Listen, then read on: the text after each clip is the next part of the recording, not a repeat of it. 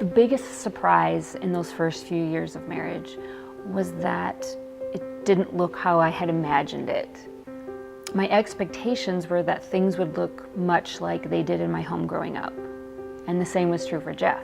And it was just very different households. And so whether it was who paid the bills or took out the garbage, those types of little things, I had expectations that I didn't necessarily share with Jeff. And then when he didn't meet them, I was a little frustrated at times.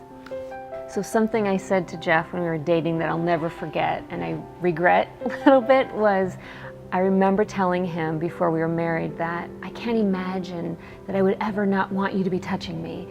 And then especially once kids came along and I had, paws on me all day long when he would come home from work, I didn't want to be touched anymore. And so that was an adjustment.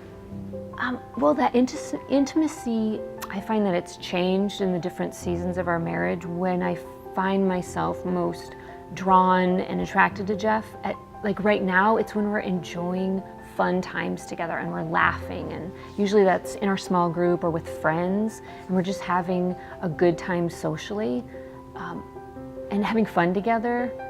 That's when I feel closest to him. I know one of Jeff's biggest needs would be for respect, and so I did not always do the best at communicating a respectfulness for what he was doing, how he was providing. I maybe took it for granted, and because again I was maybe feeling like, well, my role is more important at the time. I'm home raising the kids, and so when I started communicating that more to him, it meant a lot.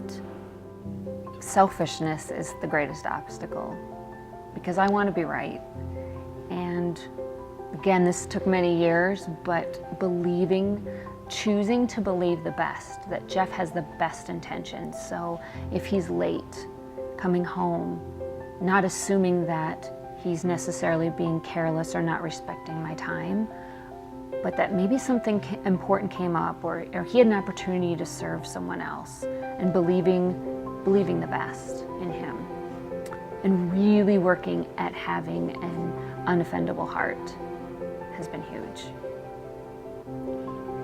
I'm just really thankful that she has that kind of heart that can overlook certain things that maybe irritate her as much as I try. There's some things that I won't always completely fix, and she's very patient about that, and actually we can even make light of them now and have more fun with that. So that's one thing I really appreciate about her. All right, love you. That camera's not rolling, right? Yeah, it is. It is? Oh!